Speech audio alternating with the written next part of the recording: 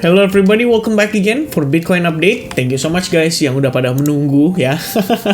Sebelumnya sorry banget tadi sebenarnya saya pengen update after FOMC tadi malam. Cuman ternyata baterai saya habis teman-teman ya. Kita ngelakuin live streaming kemarin 2 kali di London session, New York session, kemudian ya pokoknya ada beberapa activity yang saya lakukan juga dan ternyata menguras baterai ya, dan akhirnya terlelap lah saya after report ke dalam advance group tadi malam. Tadi pengen bikin video tapi pengen istirahat dulu ya, coba meremin mata ya kayak 10 menit 15 menit bablas teman-teman. I'm really sorry teman-teman sekalian ya.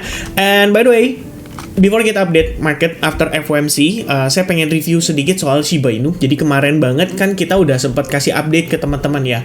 Pertama, Shiba Inu ini adalah contoh kenapa teman-teman kadang-kadang saya kesulitan ya untuk ngasih update tuh lewat YouTube sesegera mungkin ibaratnya. Kenapa demikian? Karena progress market tuh bisa berubah-ubah dalam skala yang sangat cepat sekali.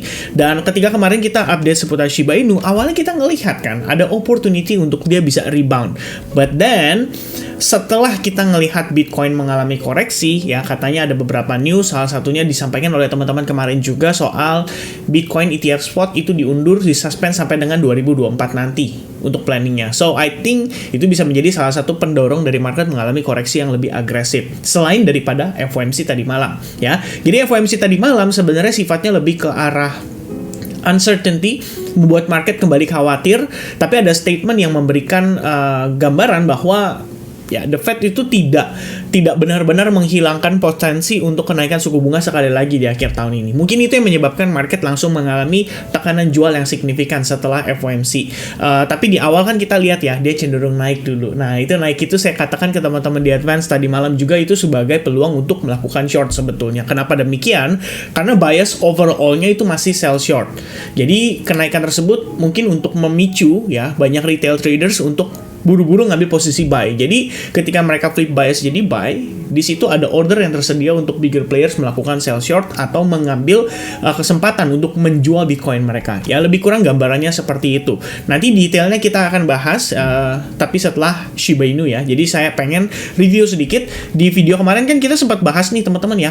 Langsung ada reversal dan saya langsung react atas reversal tersebut, dan pandangan saya adalah untuk Shiba Inu sebenarnya adalah mencari sell short. Jadi awalnya kita review sedikit, awalnya kita ngelihat di sini ada opportunity untuk dia kembali rebound mengikuti sentimen yang ada.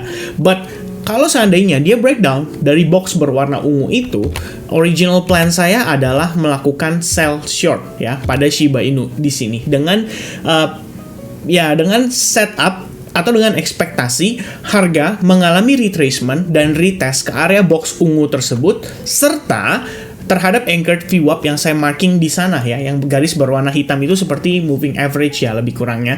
Dan eksekusi so far berjalan dengan cukup baik. Jadi kalau teman-teman lihat di sini ya, waktu itu terjadi, saya pagi-pagi langsung update di advance group ya. Anda bisa lihat di sini sekitar jam 4-an pagi ya, 16 Agustus saya bikin video khusus setup short untuk Shiba Inu. And then sekitar besokannya, pagi lah lebih tepatnya, sebenarnya pada prosesnya sekitar sesi Asia itu ada proses retracement yang sesuai dengan ekspektasi saya, mencapai ke anchored VWAP, mencapai juga ke area box berwarna ungu. Dan kalau teman-teman gunakan Fibonacci retracement, swing high to swing low, Fibo 61,8% itu sejajar di sana semua. Jadi kayak numpuk, dan itu bisa dikatakan sebagai confluence of resistance. Alright, dan kalau lihat lagi prosesnya secara detail itu ada A, B, C, D, E membentuk rising wedge. Jadi lebih kurang setup saya entry pada si Shiba Inu adalah mengandalkan setup tersebut. Jadi after sebelumnya saya sempat long ya, walaupun half portion, tapi saya kenanya ya lumayan lah sekitar $75 ya lebih kurangnya, dan akhirnya bisa recovery lah ya dari transaksi yang ada di sini buy on Shiba Inu ya. Nanti kita cek kembali ya teman-teman sekalian. Nah kemarin waktu lagi kita ngelakuin live streaming London session, saya sampaikan ada beberapa setup menarik yang teman-teman bisa consider untuk transaksikan. Pertama, kita ngelihat di sini ada seperti konsolidasi, jadi breakdown sebenarnya udah bisa langsung langsung take action ya, sell short di sana. Kemudian kedua, ketika harganya turun pada sepanjang sesi New York ya, pada saat New York berjalan dari jam 7-an sampai sekitar jam 11-an ya, itu harga terus turun. Ya, saya pikir di sini udah oke, dan mungkin ada potensi teman-teman bisa ketinggalan. Tapi saya kemudian discuss melalui live streaming. Jadi kita ada fitur live streaming ya di di Discord. Biasanya kalau New York atau London ya, tergantung nanti kita ngelihat mana yang mungkin bisa ya memerlukan lah ya adanya live streaming supaya teman-teman sekalian tahu secara detail gitu. Dan kita ngelihat opportunity yang sama, yaitu proses retracement. Retracement tersebut bisa dipertimbangkan untuk entry. Jadi saya sampaikan di sini tunggu sampai setelah FOMC. Dan after FOMC, setup yang di-present adalah rejection pada anchored VWAP. Ya, lebih kurangnya dengan rejection pada anchored VWAP itu sebenarnya udah bisa melakukan sell short kembali ya, dengan kisaran ekspektasi 1/3 sampai ke target yang saya harapkan, yaitu di minus 0,27 berdasarkan Fibonacci retracement. Ya, lebih kurangnya seperti itu. Jadi setidaknya plan saya untuk Shiba Inu harusnya sudah clear ya. Di sini saya melakukan taking profit sekitar 50% portion dari posisi saya yang sedang running saat ini, karena ya, sebenarnya saya masih punya keyakinan ya Shiba Inu masih bisa turun lagi bahkan lebih rendah dari progres pergerakan harga saat ini. Cuman kan di sini kita ngelihat ada area ya bisa dibilang kayak area imbalance ya, atau fair value gap yang mungkin udah ke-fill. Nah, saya khawatirnya setelah ke-fill dia malah ada reaction yang cukup bullish gitu ya. Karena kita ngelihat beberapa kripto kemarin itu memiliki reaksi yang lumayan kontra dengan Bitcoin. Jadi saya pikir agak harus antisipasi ya, kalaupun melakukan sell short di sini. Kelihatannya Bitcoin dominance di sini mengambil peran yang sangat banyak pada pergerakan market beberapa hari terakhir ini. Dari yang tadinya bearish banget, tiba-tiba jadi bullish banget ya, di saat Bitcoin lagi tertekan lagi. Nah, itu bakal menjadi sebuah situasi yang menurut saya akan unik ya untuk pergerakan altcoins ke depannya. Jadi kita perlu antisipasi sama-sama. Oke, so kita bakal review untuk posisi Bitcoin ya. Sebelum kita review di situ, kita pengen bacain dulu sebuah artikel di sini yang dirilis after FOMC meeting minutes tadi malam. Once again teman-teman, sifatnya itu sebenarnya adalah report, jadi nggak terlalu signifikan karena press conference-nya sebetulnya yang lebih signifikan pada saat bulan lalu pertemuannya. Nah, tadi malam after reportnya beberapa poin yang di-highlight oleh si The Federal Reserve sendiri. Pertama, dia mengatakan bahwa resiko untuk kenaikan inflasi itu masih ada, diakibatkan oleh ketenaga kerjaan ya, data ketenaga kerjaan yang tampaknya di sini belum memenuhi kualifikasi mereka. Oke, itu pertama. Kedua, Fed mengatakan di sini bahwa tidak akan terjadi yang namanya resesi ya pada tahun ini. Jadi dia sudah menyampaikan pada press conference waktu lalu, dia melihat bahwa kemungkinannya kecil untuk kita melihat adanya resesi ekonomi pada pertengahan tahun ini ya, atau menuju ke akhir tahun ini. Dan dia sebenarnya mengatakan juga kalau misalkan menurut pandangan para pelaku pasar ya, sebetulnya sih kita melihatnya resesi itu sudah berjalan ya. Jadi kayak mild recession orang bilangnya. Jadi kayak resesi halus kali ya bahasanya gitu teman-teman. Tapi setelah si The Fed kemarin melihat berbagai data seperti consumer spending, kemudian retail sales, dan kawan-kawannya menunjukkan bahwa tidak ada tanda-tanda resesi. Karena kalau misalkan adanya resesi, maksudnya kalau resesi terjadi, harusnya aktivitas transaksi di publik ya, dalam artian kayak consumer spending, kemudian consumer confidence, dan data-data lainnya yang berhubungan dengan konsumsi, itu harusnya akan cenderung turun drastis. Dan salah satunya yang dilihat adalah GDP. Ya, seperti yang kita tahu GDP rilis data beberapa waktu lalu, itu positif. Disitulah The Fed menilai bahwa, oh ini kayaknya nggak ada resesi, tahun ini nggak akan bisa resesi, dan lain sebagainya. Saya nggak tahu bahasa yang tepat seperti apa, tapi lebih kurang itu pandangannya mereka. Meanwhile, menurut pandangan market, di sini sebagai sebagai narasumber ya, bukan narasumber sih, kita bilang sebagai satu acuan lah, Morgan Stanley ya, di sini mengatakan bahwa kelihatannya tahun ini tidak akan ada kenaikan suku bunga lagi. Dan pandangan para pelaku pasar berdasarkan Fed Rate Watch Tool yang seperti biasa kita lihat, 12% hanya kecil kemungkinannya ada kenaikan pada di bulan September. Sementara peningkatannya adalah 35% kemungkinan untuk kenaikan suku bunga pada bulan November. Nah, di sini The Fed sendiri mengatakan bahwa it's still data dependent. Jadi mereka nggak akan memberikan pernyataan khusus spesifik bilang bahwa oke, kenaikan suku bunga terakhir adalah yang terakhir kalinya. tidak akan ada kenaikan suku bunga lagi sampai akhir tahun ini. Misalkan seperti itu. Nah, The Fed tidak mengatakan hal itu. Dia tetap mengembalikan lagi berdasarkan data, tapi yang di-highlight di sini adalah resiko inflasinya masih bisa naik. Itulah yang menjadi problem utama dari penyebab market tadi malam mengalami U-turn. Jadi kalau teman-teman lihat, mostly-nya ya, nggak cuman si Bitcoin dan kawan-kawan, saya belum lihat S&P. Ya, S&P 500 juga sama, cenderung tertekan. Nasdaq juga sama, cenderung tertekan after FOMC tadi malam. Kemudian dollar index kembali meneruskan penguatannya, diakibatkan oleh statement tersebut.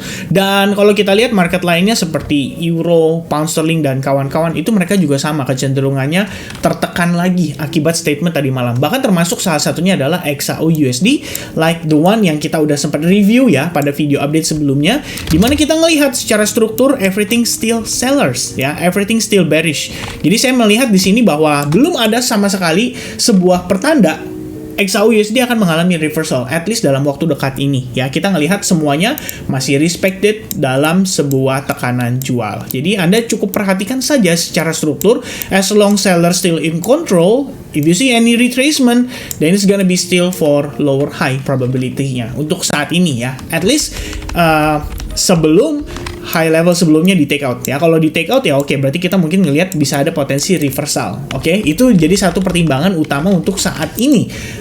Melihat market seperti itu, saya pikir juga berlaku pada Bitcoin ya. Kita ngelihat progress Bitcoin dari kemarin waktu kita sempat review, kita ngelihat di sini harga turun, terbentuk rising wedge, rejection pada 61.8%, and then dia create lower low. After that, create lower high. Ini after FOMC tadi malam, kalau teman-teman notice, after FOMC langsung ada rejection kembali. Ya, boom, signifikan, 2 candle merah, habis itu dia create new low level dan testing kembali ke level 28.500. At least level yang kita sudah antisipasi dalam beberapa hari terakhir, karena memang di level tersebut lah ya yang menjadi potensi major support untuk pergerakan Bitcoin dalam waktu dekat. Meanwhile, untuk setup yang kemarin saya sempat mention nih, teman-teman sekalian, berarti ini kecil sekali probabilitasnya untuk play out untuk saat ini ya, karena harusnya dia mempertahankan area ini sebagai higher low-nya, tapi tampaknya dengan reaction tadi malam, there's no higher low ya, there's no higher low, yang ada malah lower low. Kalau Anda ubah jadi line chart, Anda bisa lihat dengan jelas di situ bahwa ini adalah lower low-nya. So, any retracement dari kondisi saat ini itu akan membawa Bitcoin untuk bergerak lebih rendah lagi. Ya, setidaknya itu pandangan saya untuk jangka waktu pendek. Ya, dan kalau kita lihat lagi time frame daily, as you know, we have trend line di sini, low, low, low, udah di break teman-teman pada close candle tadi pagi ya, jam 7-an. Jadi saya pikir di sini kita melihat probabilitas untuk Bitcoin meneruskan koreksinya sampai ke level yang kemarin sempat kita mention, yaitu $28.000 dan $27.300 lebih kurangnya. Salah satu reasonnya juga adalah karena kita melihat adanya area fair value gap atau imbalance between low candle yang di sini ya, yang satu ini dengan high candle yang di sini. Jadi kalau saya gambarkan lebih kurang seperti ini. Nah, teman-teman bisa lihat ya, it's a very clear area untuk di-retest oleh Bitcoin dalam waktu dekat. Jadi bisa antisipasi penurunan lanjutan. Dan ini artinya akan ada diskon lagi untuk altcoins-nya jika seandainya nanti Bitcoin dominance kembali melakukan U-turn ya. Bitcoin dominance dalam beberapa hari terakhir saya ngelihatnya memiliki gelagat yang cukup aneh sebenarnya teman-teman ya. Kita ngelihat dia naik, dia turun, lompat-lompatan, tapi sebenarnya kalau kita menilai secara struktur ya, menggunakan time frame 4 jam deh ya. Kita lihat 4 jam aja biar nggak terlalu panjang, maksudnya nggak terlalu biasnya, noise-nya nggak terlalu banyak ya. Kita lihat di sini bahwa overall ini adalah low price ya. Di sini adalah high-nya. Oke, kita ngelihat dia di sini create higher high dan low-nya itu belum di take out. Jadi sebenarnya anything di atas level ini itu masih bisa banget membuat Bitcoin dominance mengalami rebound kembali. Dan jika itu yang terjadi, Anda harus pahami bahwa altcoins itu yang akan paling tertekan, dan dengan tekanan jualnya diakibatkan oleh si Bitcoin dominance ini bisa membuat altcoins ya itu kembali ke harga yang murah-murah, dan di situ bakal jadi opportunity buat teman-teman kembali serok dari harga yang lebih baik.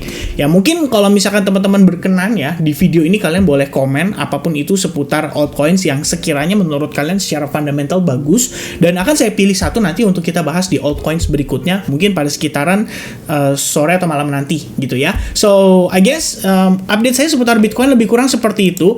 dengan tekanan yang masuk, ya tekanan sellers yang masuk, I believe market can still create lower low. So any retracement dari level ini, ya, which is kita tahu ini adalah major support, bisa dikonsider sebagai opportunity untuk membawa harga kembali mengalami penurunan lebih jauh. Jadi ekspektasi saya saat ini untuk jangka waktu pendek adalah sell short.